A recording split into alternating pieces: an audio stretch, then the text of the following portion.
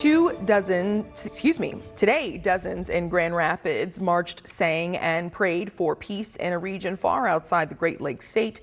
The Association for a More Just Society says democracy in Honduras is under threat, and if it fails, the fallout could change life in the U.S. News Channel 3's Colin Roos found out why organizers say Michigan has a part to play for peace in Central America. It was a half-mile walk for a country 3,000 miles away. Marchers gave their support for free and fair Honduran elections this coming November, saying what happens in Latin American politics affects what happens in our own.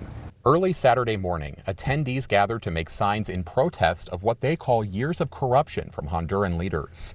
Adults and children then took those signs through the streets of Grand Rapids, mirroring the march in which tens of thousands of Hondurans are participating this weekend. Director Meyaard-Schaap says the more the world sees what Honduran leaders are doing, the less likely they are to steal an election. Hondurans are a part of West Michigan, they're a part of Grand Rapids, they're a part of the Lakeshore, they're a part of Kalamazoo. His Association for a Just Society group in the U.S. has focused on stabilizing Honduras since 2000.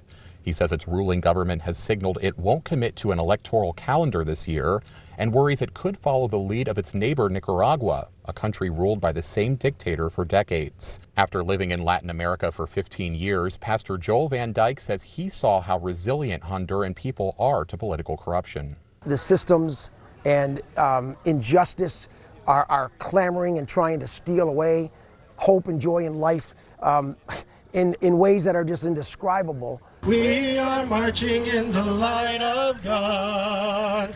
While the event was not organized by any specific denomination, marchers sang Christian songs in support for the Catholic and evangelical groups in Honduras joining together to support democracy. One attendee said she took part because she feels justice stretches beyond a country's borders. I believe that when you bring justice to one place, it's reciprocated in others. And so if one part of the world is doing better, then in the long game, we're doing better. Organizers also want political action to move forward here in the U.S. They sent a letter to Representative Hillary Scholten urging her to support House Resolution 4202. It would allow the State Department to send an electoral observing mission to Honduras and allow for sanctions on any official who stands in the way of a free election. Meyaard-Schaap says he hopes our lawmakers listen before it's too late. Democracy is always fragile everywhere. It's always the task of the people to guard democracy. House Resolution 4202 is currently in the Committee on Foreign Affairs and has not faced a vote in the U.S. House. Honduras will hold its elections on November 30th. In Grand Rapids, Colin Roos, News Channel 3.